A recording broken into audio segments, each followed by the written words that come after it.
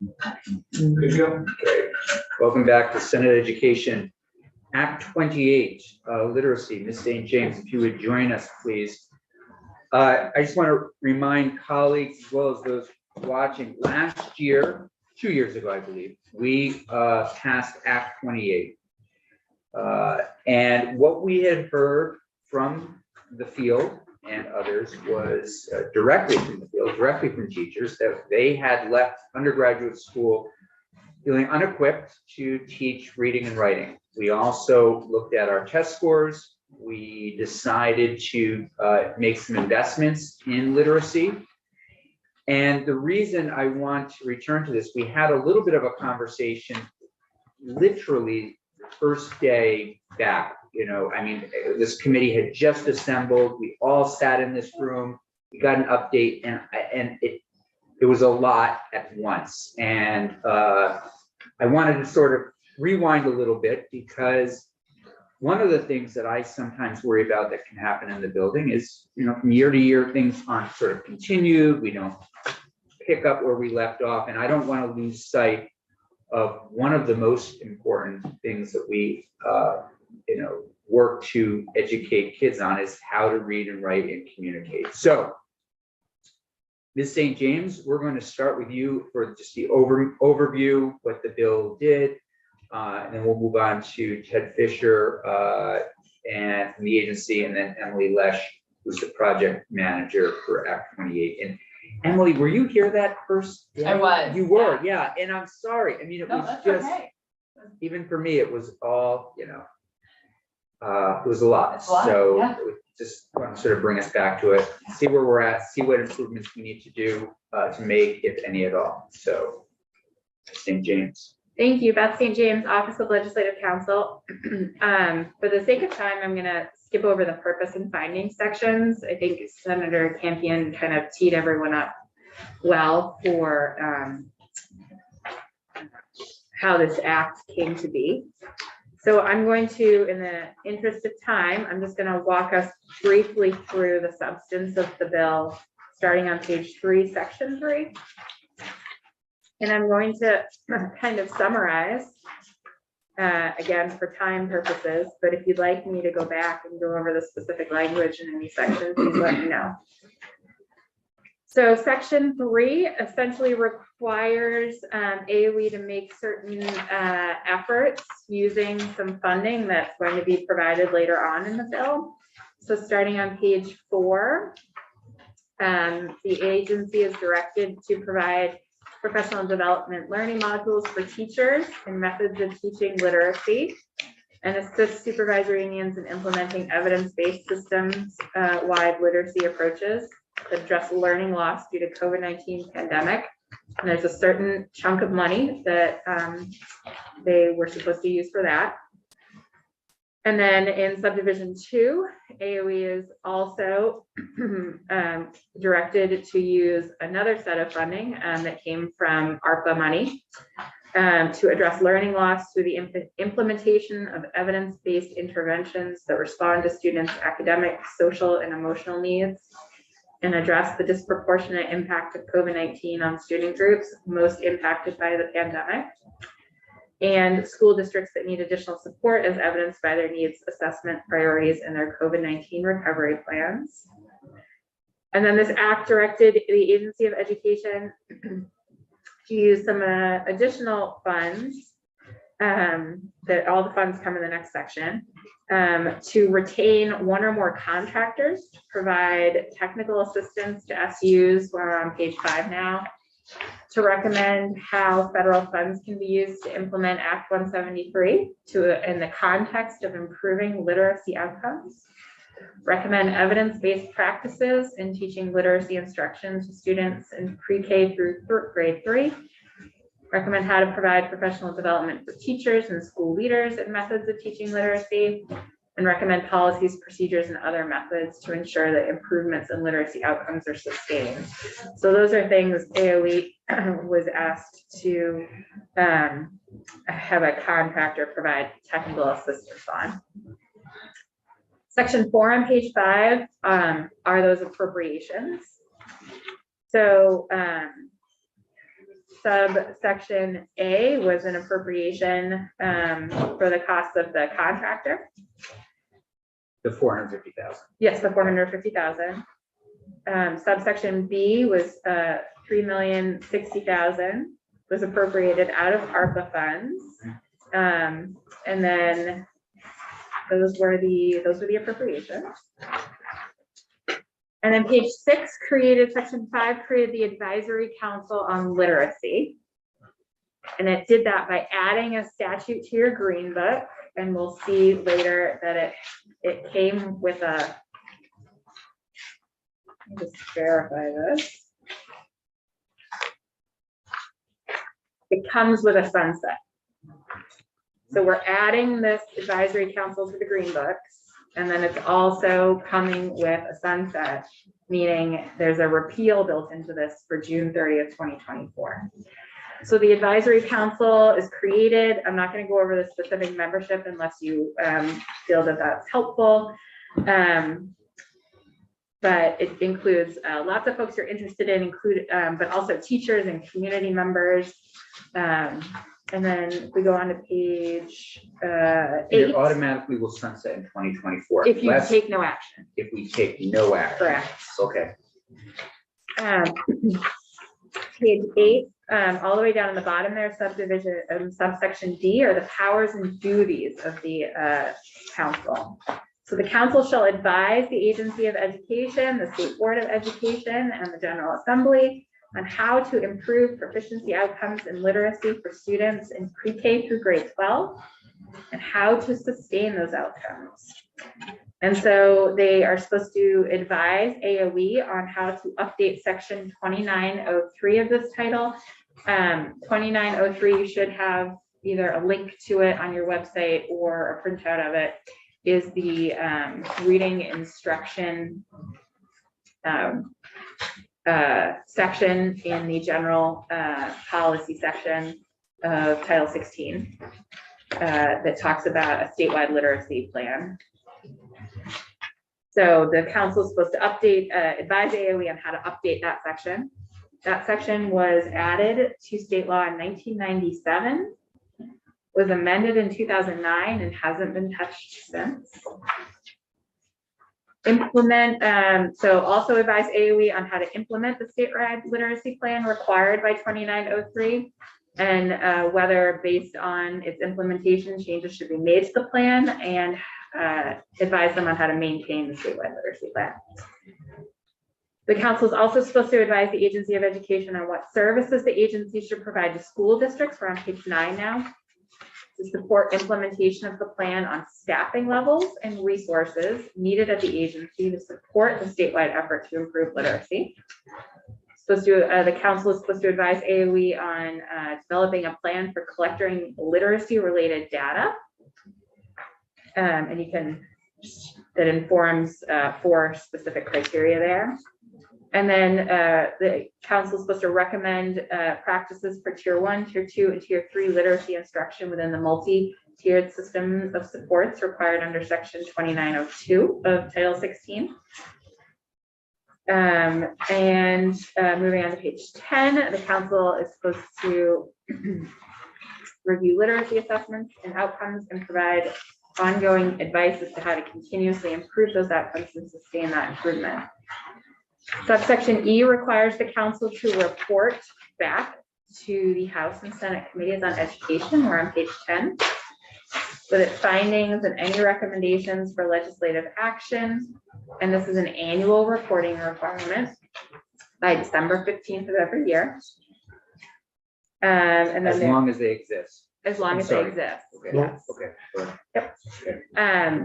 And then there's some information about meetings, and they have the assistance of AOE and compensation. Page 11, there's an appropriation for expenses for the council. And then on section 7 there, you'll see that's the sunset. So that's built right into the law. So section 2903A is the Advisory Council on Literacy, and it's repealed on June 30th, 2024. So that's current law. So if you don't change that, I don't believe that's changed. but if you don't change, Senator Williams. So have we got these reports? We're about to, Oh. we're about to jump into some of these Okay. reports right after that. Yeah. and I Good apologize, question, good point. I should have ensured that the sunset date has not changed. I don't remember it changing last session, but I will I ensure that don't it has think we not. did change it last session, but I think it might be something we just decide possibly to move forward forever to make sure that we have some advisory council on literacy so we don't continue to not make advances. Repealing a repeal is easy. Yeah, And then section 8 is some kind of implementation of the advisory council. And then section 12 is, we're on kind of a different topic now. I'm sorry, section 9 on page 12 is teacher preparation programs. So section 9 requires AOE on or before October 1st, 2022, in collaboration with the state board, the standards board for professional educators, to review teacher preparation programs to assess to what extent the programs prepare teacher candidates for literacy instruction, evidence-based literacy instruction. And they're supposed to also look at the licensing and relicensing criteria as it pertains to literacy instruction. And then AOE and section 10 on page 12 is required to provide reports to the General Assembly on December 15th through this year on achieving the purpose of this act, which is to improve literacy outcomes for all students in the state. So theoretically, you would have one more report coming to you this coming December.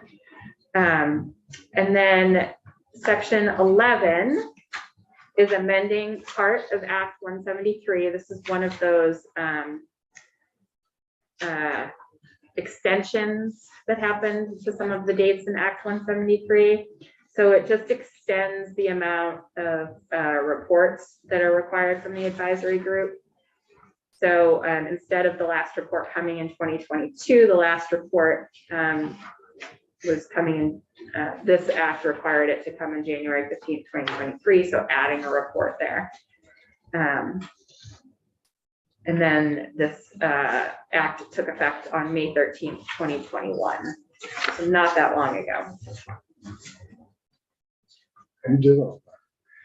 we had a very busy, that committee was really worked hard on this, recognized an issue, and that's why I just don't want to lose sight of the work and the work that everybody's been doing on it.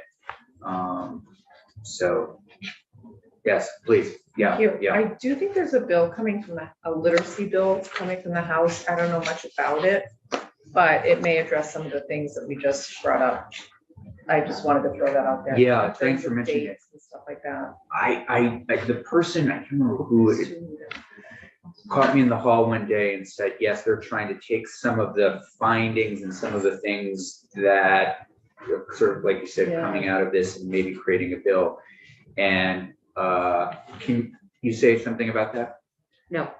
No. Okay. Unless there's unless there's been a bill introduced. Okay. I Right. don't have anything to add, unfortunately. So if you would just start a literacy bill for us, and the first thing I think possibly that we'll put it in and we'll end up deciding what to do with it is repeal that sunset date so that we always have an advisory council on this issue. So we don't kind of again go back to where things were. Sure. Okay. Can you stick around a little bit? Yes. Okay, great. Mr. Fisher.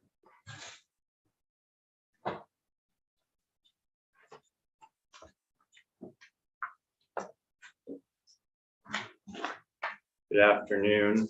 For the record, Ted Fisher, Vermont Agency of Education. I'm the agency's Director of Communications and Legislative Affairs. I'm glad to be joining you for the third day in a row under happier circumstances today. And Ms. Lesh, great. Glad you pulled up your chair. It's a team. Yes, Great, and okay. actually, I think Emily's going to do the majority of the speaking. I'm just going to sort of tee up here a little bit, and then we can dig into some of the reporting and recommendations of the advisory council and things like that, and kind of go where you would like to go. Great. But essentially, just want to just briefly note, we've provided written testimony under Emily's name Beth didn't go over the legislative intent, but there's 3 bullets I want to briefly emphasize here, which was investing in the effectiveness of core reading instruction as critical for students in general education, students with disabilities, students with mild to moderate disabilities who struggle with reading may not be supported by teachers skilled in the teaching of reading. And while some special education teachers across SUSD said a strong background in teaching of reading, others indicated they did not have the training or background to be effective in supporting students struggling with reading. And I should also just clarify, as the chair mentioned up front, I am a poor facsimile of my colleague Jess DeCarolis, who is on leave at the moment, and she did come and provide you a presentation. A lot of what we're going to be talking about today is duplicative of that. Our hope is that with an orientation of the bill and the opportunity to ask more questions, we can move forward there. So our goals here and the goals from the bill are to improve literacy outcomes for all students in the state, apply the ESSER funds, that's again the elementary and secondary school emergency relief funds under the 3 coronavirus response bills, to apply those funds to address learning loss by supporting the implementation of evidence-based interventions such as summer learning, ELO after school with at-risk populations, and provide technical support for Vermont supervisory unions to carry out activities to address learning loss and improve literacy outcomes. So with that, that kind of goes over the baseline of things. I'm going to pass the mic to Emily. Okay. And Ms. Lesh, thanks for coming back. Yeah. Really appreciate it. And floor is yours. Yeah, happy to be here. So Emily Lesh with the Agency of Education, and I was here with Jess DeCarolis, my colleague. So much of what, all of what I'm going to go through here is what she went through, and and we can work through it here. And so as Ted laid out the legislative intent and legislative purpose, the Act does this through establishing the Advisory Council on Literacy, but then also through appropriating funds and the ESSER funds to the Agency of Ed and directing them towards improving literacy outcomes. And I'm going to interrupt you just for a second, if I may. Ted, have we received all of the reports that are now due? Has the agency? You are missing one. Which one? The one that you are missing is the one that the agency owes you in December 15th, which is a status update. Okay. You received a very short one from us last January, which was due the previous December. Okay. We are in, as the committee may be aware, in a bit of a legislative reports technical debt situation that we're hoping to address over the remainder of the session and into the summer. I was just hoping we could get a status update on when we should have that report to you, but we don't have that for. But the one that looks at how teachers are being trained in the state with the state colleges, UVM, all the independents, is that somewhere? That I apologize. I just missed that. That's one I'm gonna have to check on. Okay. You do not have it on your website. Okay. I want to double check to see if That's the We one that have it I. on our website. we have it on our website. So Okay. that one is finished. So we've reported out to the Advisory Council on Literacy on that Yeah. report, and it is active on our website. Can you I'm just gonna send that generally to- tell us what you found in looking at the schools and colleges in Vermont? Sure, yeah. So, and I will just, I'm going to pull up And it can be high find my level. notes here. Yeah, Yeah. so high level. So this report was looking at the title of the report is the Educator Preparation Program Literacy Syllabi Project. And so the agency high level, we worked with the Education Development Center, which is a technical assistance center that serves our region. And we followed, and working with them, they completed the syllabi review project following national guidelines and standards that many other states, for instance, Massachusetts, followed a similar structure. And so they were looking at two main questions, which are, to what extent are evidence-based practices in reading and writing instruction represented within program syllabi from participating educator prep programs? And so looking for those evidence-based practices in the syllabi. And then secondly, do syllabi vary in intensity and levels of practice-based opportunities associated with evidence-based practices in reading and writing instruction. So all the syllabi for our state colleges and independent colleges are public? No, No, so, that's what I thought. Okay. yeah, well, I don't think they are. no, Okay. and they're not, so what I do know, what I can say as a result of this project, they're not public. Okay, And we don't have, it's also suppressed who the, who participated. okay, And so there are 10 educator prep programs in Vermont that Okay. focus on reading and writing instruction. 6 of them were reviewed for this project. 6 participated. And all were that's why given the other opportunity. 4 were not. So I do not have that information. So 1 didn't respond to request. And 1 was declined was excluded due to design issues. And then the other 2 didn't, I'm not sure. Okay. So you understand our concern, why we did it. People come to the state, this is the opportunity to learn how to teach, and if they're not getting it, then they're going into our schools. So that's what we were trying to Right. get our handle on. It sounds like we have the majority of those schools, but not all. So they represent 60% of educators recommended for certification in Okay. early childhood special ed and elementary pathways. Just making a note that we'll figure out which programs and communicate them back to you. Well, it was suppressed due like with design, yeah. like with the study design, I believe. Can we write a bill that says try again? I mean, to get everybody, you know what I mean? I'm talking, but anyhow, we can get back to it. My thing with all this is if we had medical schools out there, not training people the right way, we'd all be all over it. So we just want to focus on this because we want to make sure these kids are really learning. So What we can do is get more information on the why and Okay. whether or not, so thank you. as you know, for me, the term suppress sort of triggers a response, because usually when we use the term suppression, we use it in reference to the Federal Education, the Student Privacy Act, FERPA, excuse me. Sure. We can figure out whether it was an element of design and something that could be corrected, or whether or not there's some legal reason why I Thank wasn't provided. Yeah. So what I'll say in the overall, the strengths of this report are that it did review the syllabi and it followed this nationally recognized criteria for important components and critical components of reading and writing instruction. And so in reviewing those syllabi, 5 of the educator prep programs, so 5 of the 6 covered the 10 components for evidence-based reading instruction, and syllabi from 3 educator prep programs covered 7 or more components for evidence-based writing instruction.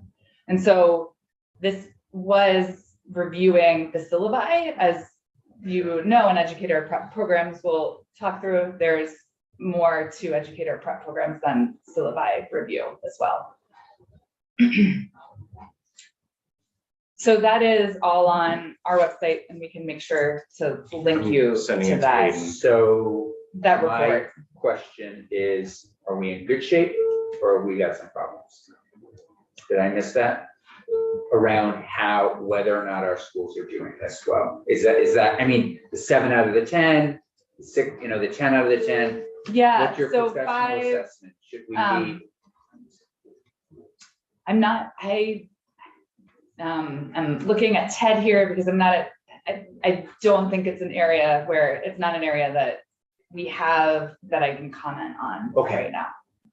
Okay, that's fair. And I don't mean to put any extra. Yeah, no, I think sit it's- back and say, hey, that's not really. It's, and I think, so there are some next steps and recommended next Right. steps. Right. And actually, let's get into those right now.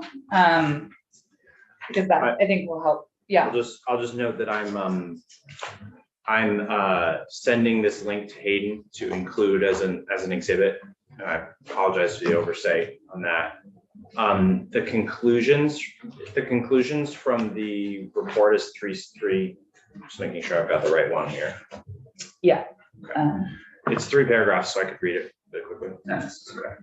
The through line seems to be that educators completing Vermont CPP programs are exposed to evidence-based practices for reading and writing instruction. Yeah. But we'll provide the full report for you.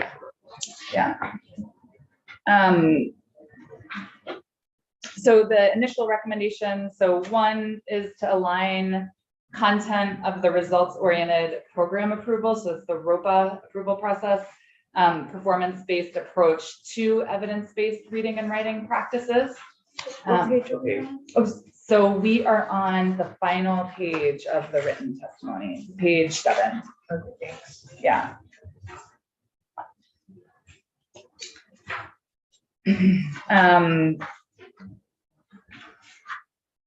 So, and that the ROPA process is not an area of expertise for myself, but within the agency, we can certainly get you additional information on that process. Bottom of page 6. Oh, sorry, bottom of page 6. Thanks. So the second recommendation is reviewing the educator prep program courses to learn about pre-service teacher opportunities to apply what they learn in courses, practice skills, and receive explicit feedback on the application of those skills that they've learned. The third one is developing and delivering professional development to educator prep programs to ensure pre-service teachers have opportunities in classroom settings with students to apply, practice, and receive feedback on evidence-based reading and writing instructional practices. And the fourth one is to develop and deliver professional development for districts in writing, focusing specifically on areas least reflected in the course syllabi. And so that fourth recommendation is based on the fact that the review of the writing syllabi were poorer than the reading.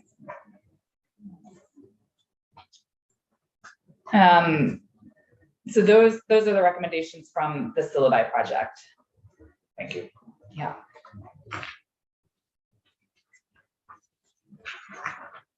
Okay. So should we go through the rest of this? Please. Okay.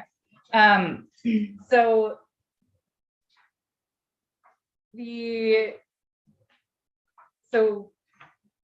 as we walked through earlier, there were 4 key areas for work within the Agency of Ed. And the first is the use of federal funds. And so, so within that, so now I'm on page 2.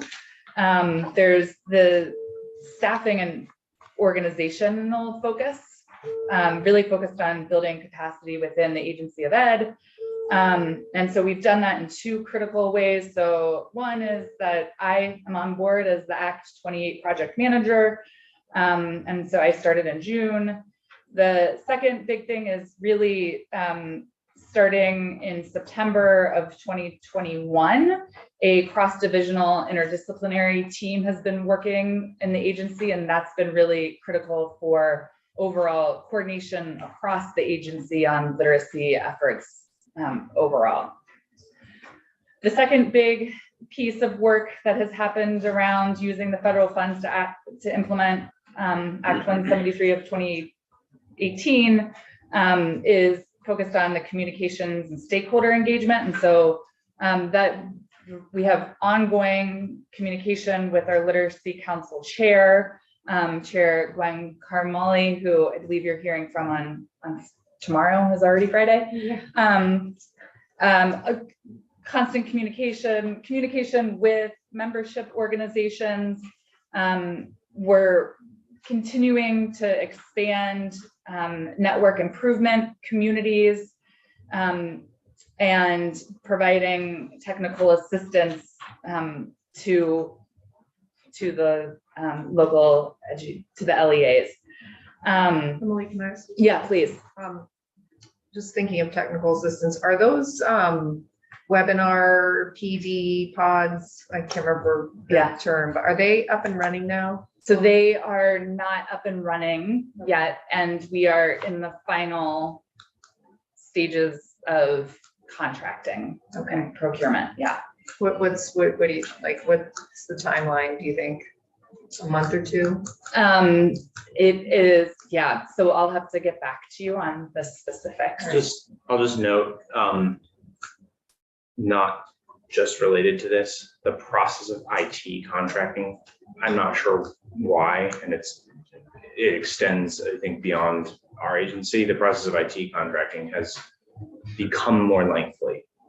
So many projects that we have ongoing, including replacement of our educator licensing system. I believe it was not this committee, but maybe the House Education, your colleagues in the House heard concern about our education licensing system, sort of our IT system being frankly outdated. Yeah, Contracting process takes a long time to right. do and to work through the many steps related to information technology. So we can try to provide an update. I think we've observed, and correct me if you think I'm wrong on this, we've observed that this process has taken longer than anticipated, even post passage of the legislation.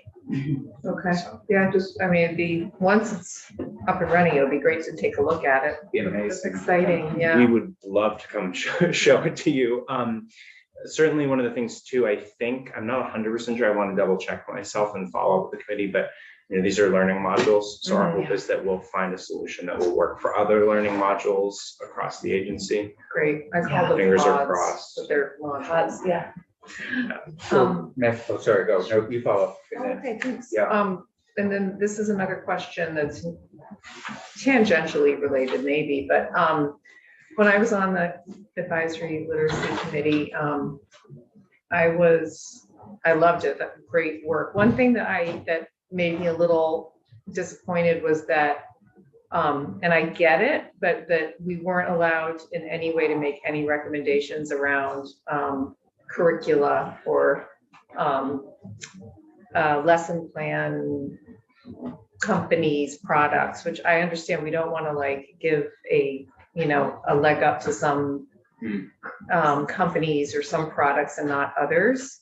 At the same time, we want to have a little bit more centrality in our systems. And I know like in Burlington, we ended up buying a program that we're going to be using across the whole district because it's part of our strategic plan now.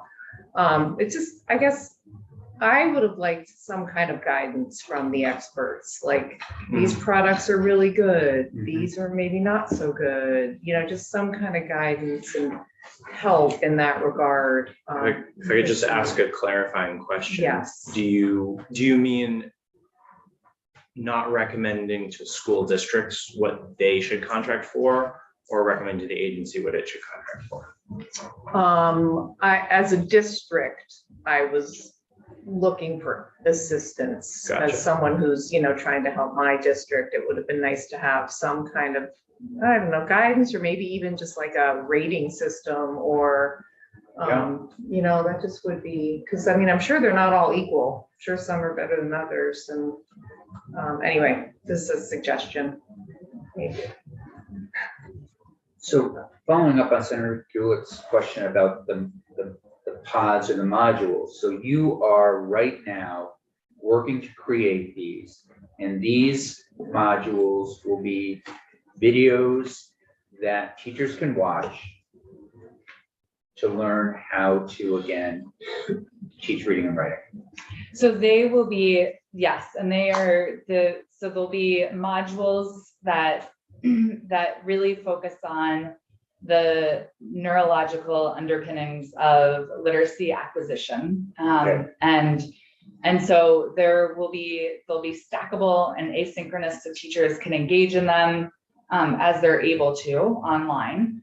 And it is a part of this larger IT contracting process, as Ted said. And so that IT hosting of that is a part of, and just that complexity of this contract. So to Senator Gulick's other point, it sounds like there's already technology out there that does some of this stuff, right?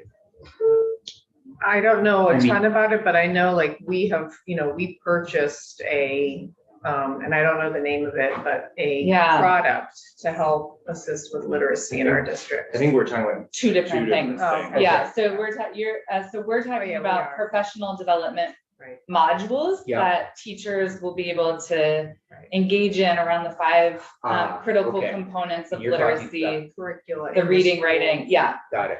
I'll just, Both important. I'll just note yes. just a small clarification. The part of the reason why this is more complex from the IT perspective is that we're creating something more in depth. It's really a whole online course rather than just a video. Many members of our agency create these very long and in-depth and well constructed presentations that we put on YouTube. And despite the fact that it makes me personally a little bit worried because they are difficult from a digital accessibility perspective, we have to do a lot of work to make them accessible. They're wonderful resources that we can relatively easily provide and do in-house. The thing about that is that you can watch them at your own time, but they're not linked back to things like professional development, assessment, the kind of things that are necessary for teachers to complete professional learning. So we're talking about creating essentially an online coursework that teachers can complete. And then my understanding is used as part of their ongoing professional learning requirements. So that's why it's a little bit more complex, and that is part of the reason why it's taking longer. And we're also, it was put out to bid. And so we put it out to bid and there were several national groups that bid on doing this. Sure. So bringing that expertise to the work. So Ms. Lash, if somebody were to ask me, all right, so what's happened since the bill itself was passed in terms of training teachers? Nothing yet. Is that accurate? So there are several things that have happened around training teachers. So let's get Okay. let's that'd be get great. into that Thank if you. that's good. And I can't wait to come in and tell you about I these can't wait either. modules being live and ready to go Can't wait. and helping spread the word Great. amongst your constituencies. Okay, so one big piece of work that has also happened is around evidence-based practices for literacy instruction. And so we have recommended evidence-based practices through a series of guiding documents based on national research. We have included a lot of briefs to make it easier for teachers to break down and make sense of these longer documents around classroom practices. We have, with the special education team, has developed reading and writing checklist to really help guide and document that students have received appropriate instruction and intervention. And then one piece that we're working really closely with right now with Ted's team, the communications team, is creating an evergreen web space to really support the ability of teachers and system leaders to find parents to be able to find evidence-based practices in one central spot on our website to just make it easier to navigate towards. For parents, did you say? And including parents, yeah. So thinking about all the stakeholders within a school. So that's a big. So right now, those documents are live on our website, and we're working on pulling them together in a more consolidated way and also adding more to that. The other piece that we're working on that I find that is really exciting is we're collaborating with this Region 1 Comprehensive Center,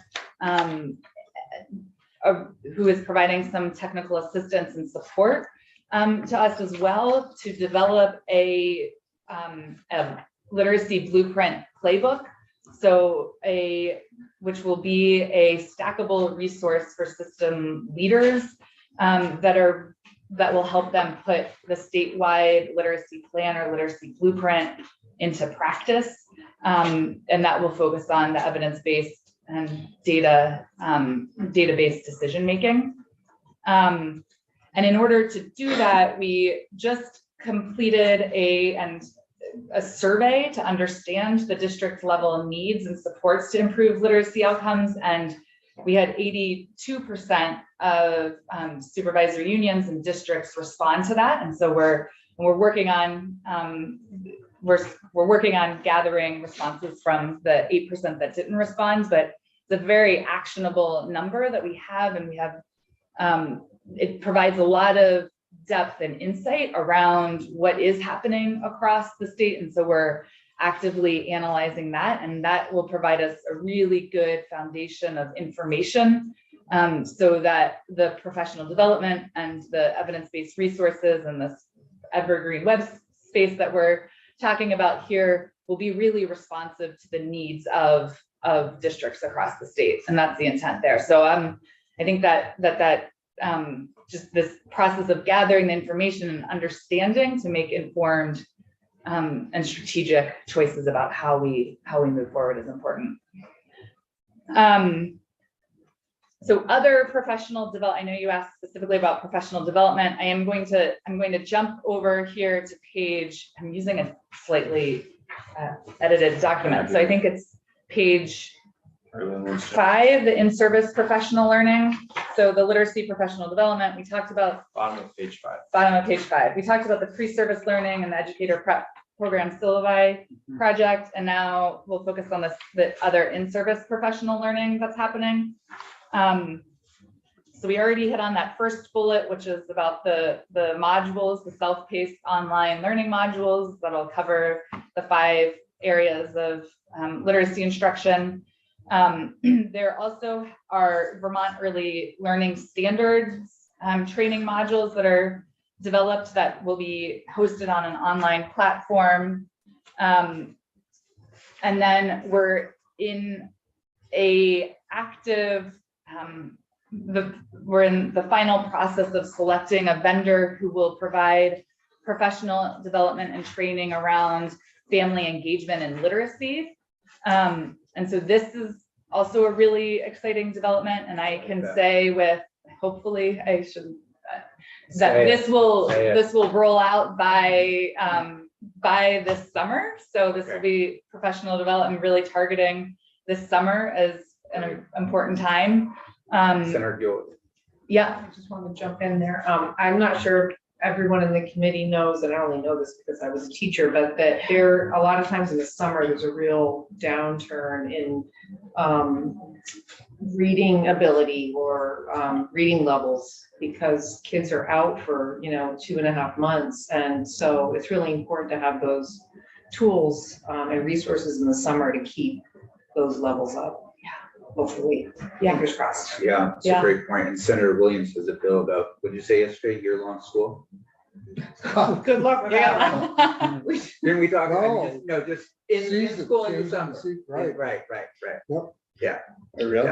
Yeah. Oh, we just- Talk about it. just- Oh, okay. Yeah, Off the record. right. Right. So this work around the family engagement and literacy and the professional development, it will be twofold. So there'll be literacy family engagement workshops. So engaging families in literacy, and then also small group supplemental literacy instruction that will be aligned with those workshops. And so that will be soon forthcoming as well. The other piece that is really exciting, that's very active, is that we're a part of work with the Chief Council State. Council of Chief State School Officers. Thanks, Ed. There is no common term for Secretary of Education in the country, so that is the professional association for all of the state education agencies. And they are doing this work called a network improvement community. And so through that work, there's job embedded coaching that several of our districts are participating in. And so there's active professional development and coaching happening there. And they're working directly with a nationally recognized researcher, Dr. Sharon Walpole. And so that is really focused on collaborative professional learning. They go through a plan, study, do, act cycles. And so they're actively, the teachers are actively coming together, trying out what they're learning, coming back, sharing what's working and what's not. And so that's currently happening right now. I just can't, to break down, having participated in some meetings related to another network improvement community, this is something that we do sort of across our portfolio. Can't emphasize enough how amazing CCSSO is as a resource. As a matter of fact, CCSSO is part of the reason why you heard from Mario Carreño earlier on school construction, because we were able to reach out to our Rhode Island contacts, hear about their program and their request. How's it? Just wanted to It's good. Yeah. point that out. Senator Hutchins. Yeah, so I just have a general question. What do teachers think about these programs, and, have they shared any thoughts on it in general? Or is that a very broad question? That's a great question. That's a great question. That's a very broad question. Yeah. Speaking generally, one of the things, just not related to literacy, one of the things I would love us to be better about as an agency is understanding what the needs are from almost all of our target audiences, frankly. And you hear me slide into communications directors speak, right? Teachers are one group of folks among parents and students that we talk to. I do not know that we have surveyed them on literacy. We have not teachers specifically. We have not surveyed them Yeah. specifically. But it's something that we'd like to do more of, more generally than this literacy. I think Senator Hutchins' question is a great one. Yeah, and hopefully you can take that back and, yeah. Think about that. It's huge, right? I mean, I also think it's a really important question, as there are many opportunities coming up around professional development. And so really ensuring that communication and ability to access these opportunities, but also that it's done in a coordinated fashion. Thank you. Well, I hope one thing the blueprint does is just send the message that we really need to improve our literacy skills in the state, and that there are a lot of folks who are behind it. And, because sometimes it's all about messaging and getting people excited. It's going to be work, right? For some people to learn a new way to teach reading, it's going to be work, and it's going to take time and resources. But if there's just this collective sense that this is a priority for everybody, I think that's helpful. So hopefully that's one of the messages that will come through with the blueprint, and when we really start pushing it in as best we can. I do want to just note, because to orient to the two reports from the advisory council. So this year's report was recommendations to update the blueprint. Last year's report was recommendations on the section. I'm so sorry, Beth, I'm forgetting which section it is. 2903, which is the section of law on literacy and reading instruction that hasn't been updated since 2009. The recommendations are for that from the advisory council are contained in last year's report, which you can find on the committee website, and I can provide to Hayden for convenience. I just checked with Emily beforehand. The agency is not prepared to comment on their recommendations today, but it's something, if you're interested in taking those up, that we could certainly come back and talk to you about. So I think we're getting Yeah. close to it here. So I did note earlier we're continuing this collaboration with the Region 1 Comprehensive Center, really focused on developing this playbook, and then also developing a statewide community of practice for literacy educators. And so that actually, I think that gets to this question of teachers a bit. And so that will be an opportunity for educators across the state to engage and engage with one another. And then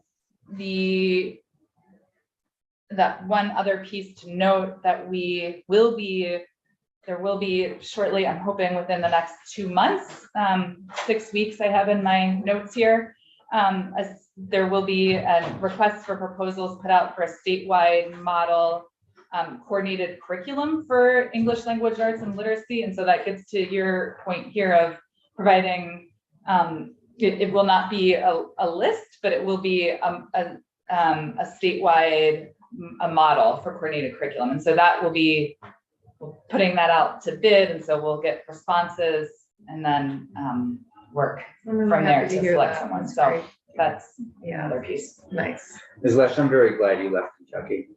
How did you find, that is a little known fact Oh, really? that I grew up in Kentucky. Well, I'm Wow. very happy that you're here doing this work. Yeah. Yeah. we need it. Very happy to be here. If you'll, Senator Weeks.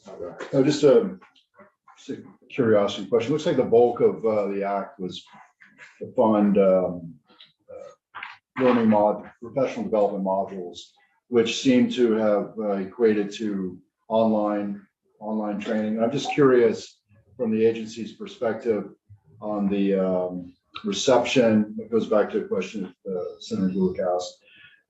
Is this the best vehicle for improving, enhancing teachers' literacy?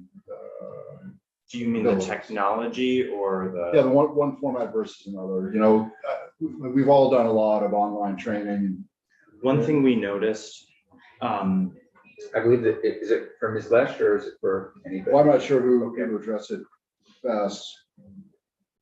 I'll fill in. One Okay. thing we noticed, when the pandemic happened and we had to start doing almost all of our technical systems and professional learning online, is that we started to see a much better representation from around the state from a geographic perspective. When we're either holding things in Montpelier, or a lot of times we'd be convening things, trying to convene things in regional centers, or a lot of professional learning for educators is convened, unfortunately, in Chittenden County, with some in Washington County. So certainly the ability to provide online options at the very least is something we really like. The other thing about these modules is they will be self-paced and asynchronous. So you can take them this year, you can take them next year, you can take them when you wish, rather than having to try to schedule an in-service day or try to do it in the summer or find a time or maybe miss an opportunity because your district's schedule doesn't align with it or what have you. So there are plenty of those options still out there, but that's one major benefit to having them be online. Okay. And maybe from I don't know if you kind of watch national trends, but nationally, are we seeing that these are effective professional enhancement products? I mean, is it having a net result? Is really, I know it's too early for this program, but from a national perspective. Yeah, I think so. I don't have specific data on the national results, but I think the trends that we're seeing nationally, and even like Rhode Island, the folks that were just in here talking, they have taken a really similar approach where it's one part of professional development overall. And so I think that that's the way that the lens that we're using as well, is like, this is one piece of it that is an important piece. And it's a way to with the limitations of traveling for in-person sessions, it's an opportunity that teachers will be able to plug into on their time and when works for them, but also being really mindful of the need to complement that with other offerings as well. And so that is one piece, like developing this community of practice that we talked about for literacy educators, whether that's a monthly getting together and being able to debrief with others. And so thinking about how we can use those modules as a platform for doing other work in professional development as well, and other conversations. Okay, thanks. Yeah, but I think it's an important question. Concluding comments from you, where we have about 30 minutes on Act 1 and then 30 minutes on PE. Yes, you've Yeah. got a packed afternoon here. Yeah. We have made it through a lot of information here. Just want to say something generally, which is that if you go to page 2, middle of the page, where it talks about staffing organization, that Emily spoke about it earlier. I just want to know that one of the things that the agency does often, a position was created, or actually a contractor provision was created that ended up in the hiring of a limited service position in Emily. And it takes much more than just one position often. The agency, you've heard Secretary French sort of refer to this either in passing or more specifically, is that when we identify needs, or when the legislature makes laws, we reorganize ourselves often to meet those needs. And so you're seeing your work here, but you're also seeing how we organize through a lot of information, how we weave it together with existing opportunity or existing programs, find additional opportunities and try to create something that is as comprehensive as possible. So I just wanted to signal that and draw that out there. It takes a lot of work and it takes a lot of collaboration, internal and with partners. We try to make sure it's aligned for all the other work that we're doing. I think we're gonna have to leave it there. Thanks very Thank- much. Really appreciate it. This is very helpful. Yeah, thank you all for your time Yeah, and good work for you. and work on Yeah, this. thank you. Yeah. Committee, Thank you, just guys. take 3 minutes, then we're gonna do 30 minutes on Act 1.